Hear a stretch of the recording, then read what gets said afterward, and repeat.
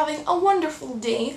It's Ayla, and last week we talked about vampires in Monsters Monday, so it is only fitting that this week we'll talk about the other popular paranormal creature that basically appears in every love triangle, the werewolf. So what is a werewolf? According to dictionary.com, a werewolf is a human being who has changed into a wolf or is capable of assuming the form of a wolf while still keeping his human intelligence. Notice that there is no mention of a full moon. Personally, I think that werewolves aren't that different than any other shapeshifters out there. Why we came to know werewolves as werewolves and not just a breed of shapeshifters, I think has to do with the popularity of the werewolf myth and folklore versus the popularity of the shapeshifters myths and folklore. Another popular name for a werewolf is lycanthrope, and that comes from ancient Greek.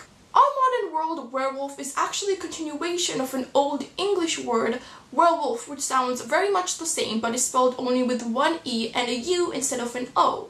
It is a compound of were, which means a male adult human, and wolf, which means obviously wolf. But the question arises, are werewolves only males, since we do have a lot of folklore and myths about female werewolves? Now, like vampires, the werewolf myth is pretty old and there's no set origin for the werewolf myth. But what is believed to be the first written werewolf myth actually appears in Ovid's Metamorphoses, and it is about King Lycaon, if that's how you say his name. Basically, he had the gods over for supper, and in order to prove that they were indeed gods, he decided to serve them human flesh. When the gods found out, you can guess they weren't that happy about it, and as punishment they decided to turn him into a wolf, basically saying that, you know, if you're going to do something so horrid as to eat human flesh, you might as well do it in a fitting form, the form of a wolf. While I was reading online about the origin of the werewolf myth, I came across a really interesting article which was on historicmysteries.com. It was written by Shelley Barclay. I'll leave a link to her article down below. And she made a really interesting point. At the end of the day, the werewolf myth came as a way for humans to explain away something that they didn't understand. There are two possibilities as about how the werewolf myth came to be. Either it arose from superstitions after there was a lot of wolf attacks on villages and people were trying to explain to themselves, why are the wolves suddenly attacking us? Why are people being murdered by wolves? What can explain that away in a way that makes sense to us and fits into our mythology and our beliefs? Or either it came as a way for humans to explain away other humans who they see as cruel and animalistic and different. For example, it could be a way of explaining humans that suddenly contracted rabies and started acting crazy. Or either humans who are cannibals, which for most of us today and for a lot of cultures back then was weird and animalistic, and people couldn't understand how people could eat other people. And the third thing, which connects to the next thing that I want to say, is that it came as a way of explaining away the behavior of serial killers. There is a strong connection between werewolves and witchcraft. It was believed that the werewolves made pacts with witches and they had their own pact with the devil as well. So when the whole witch trial thing became a trend, you'll be surprised to find out that there was also a trend of werewolf trials. And funny enough, today it has been proven that nearly all of the accused werewolves were actually serial killers, proving Shelley Barclay's point that the werewolf myth came as a way for people to describe away behavior of other people that they just couldn't comprehend, like how somebody can go out and kill lots of other people. I came across 3 really interesting myths from around the world that I would like to share with you guys today. The first comes from Argentina, and it is the Lobisson, if I'm saying that correctly. So the belief goes that every 7th son, that all of his other siblings are male as well, will end up becoming a Lobisson. Lobissons are cruel and vicious werewolves that will roam the countryside, kill all the living stock, and if they come across humans, they'll kill them as well. In the early 1900s, the fear from the Lobissons was so great that parents would abandon their 7th sons, they would put them up for adoption, they would even kill their 7th sons in order to ensure that they would not become Lobissons and not hurt their family. This caused a major problem in the society of Argentina, which eventually led the president to intervene, and he made sure that a law was passed where every 7th son will automatically get the president as a godfather.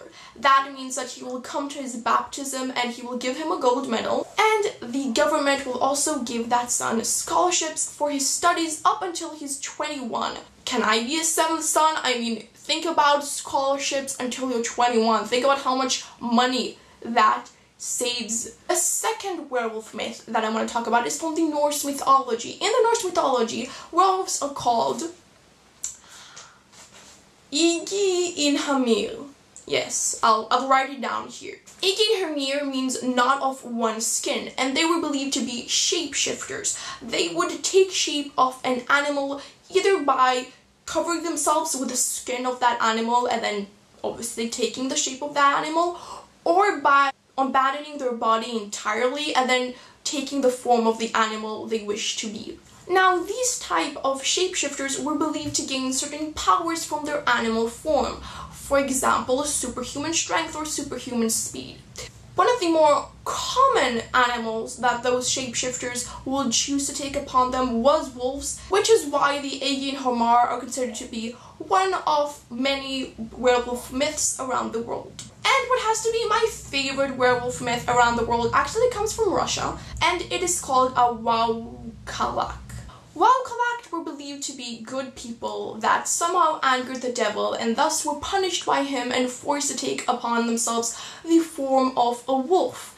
Now, these type of werewolves weren't cruel and weren't vicious. They were loving, and they would return back to their villages and lick the hands of their loved ones in order to signal to them that, look, I'm this person that you know and I've been punished by the devil and turned into a wolf. Then the loved ones will take care of that werewolf and there'll be this mutual bond of affection and friendship. But unfortunately, part of the curse is that the werewolves can't stay in one place for long and they must wander. So they spend the rest of their days wandering from village to village and searching for kind people who would take care of them. The reason that I love this myth and the reason that I'm really touched by it is how different it is than any other myth out there. All the other myths that I read always describe werewolves as cruel and vicious and something to fear. And yet here in the Russian myth, there are nothing like that. They are the good werewolves. And I think it shows a little bit more about if werewolves are those that are different than you. If werewolves are those that act differently, that are hard to understand. Here in the Russian myth, it shows us that we should accept those. We should try to understand what's, the backstory, why they act the way that they act. I mean, the Wowkalaks, at the end of the day, were good people that, under horrible circumstances, got to the point that they got to, which can be said about lots of different people. Lots of different people get at really bad stages in their life, and at the end of the day, they're good people, and I really like how that myth has that deeper message in it. When I was looking into werewolf books, TV shows, and movies, I came across a really interesting trend. Werewolves hardly appear on their own in books, TV shows, and movies. Usually it will be a vampire and a werewolf, or it will be witches and werewolves, or ghosts and werewolves. We will seldom come across just werewolf books, TV shows, and movies. And I just want to ponder for a second why that may be. Vampires are always viewed as, sexy beasts of the night and blah blah blah. And we also view them as humans that were enhanced. There's this shroud of mystery about them. While werewolves are animalistic, cruel, vicious, people that were punished or cursed for their behavior, people that have to go through this very painful ordeal of turning into a wolf, there's nothing tempting about werewolves at the end of the day. So now I'm going to talk a little bit about werewolf books. And by werewolf books, I mean books that have mainly only werewolves. Out of these books, I only read one trilogy, so if there happens to be something other than werewolves, I'm sorry, I tried to do my best. Let's start with YA trilogies that only have werewolves in them. The first trilogy that I want to talk about is The Wolves of Mercy Falls by Maggie Stiefvater. This is kind of like her twist on Twilight, in my opinion. The next trilogy that I'm going to talk about is the Lonely Werewolf Girl trilogy, and I'm not exactly sure what that trilogy is called, but that's the name of the first book. It was written by Martin Miller, who is highly praised by Neil Gaiman, which, just shows that you need to read that book. But the thing that really interests me about that trilogy is that it is a YA paranormal romance about a Scottish werewolf princess. Which, I mean, you don't come across lots of Scottish werewolf princesses in YA. Werewolves also appear a lot in adult urban fantasy series, but two of them that are only werewolf are the Mercy Thompson series by Patricia Briggs and the Kitty Norville series by Carrie Vaughn. There are also 3 really interesting, really unique adult novels about werewolves that I came across when I was looking for werewolf books. The first being Sharp Teeth by Toby Barlow. This novel is about a pack of werewolves that are living in LA, but what's really interesting about this book is that it is written entirely in free verse. The Cycle of the Werewolf by Stephen King is another really interesting adult novel about werewolves. The book is described as a kind of short story collection that follows this werewolf that hunts the same village every full moon.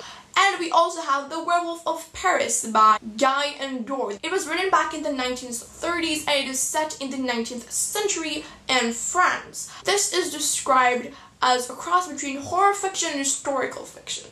Remember how I said that we're lacking when it comes to werewolf books, TV shows, and movies? Well, the area where we really are lacking just werewolf stuff is TV shows. I literally found only 2 TV shows that just have werewolves in them, or have just shapeshifters in them. The first TV show that I want to talk about is Teen Wolf. Teen Wolf is aired on MTV, and it is about a teenage boy that gets bitten by a werewolf and turns into a werewolf. I mean, you couldn't guess with that title, of course. I really do appreciate the writers for not writing any vampire-like creature into the story, but rather having a lot of different shapeshifters from a lot of different myths around the world in the TV show. The second TV show that I'm going to talk about is BITTEN. This was adapted from the book series of the same name, if I'm not mistaken, by Kelly Armstrong.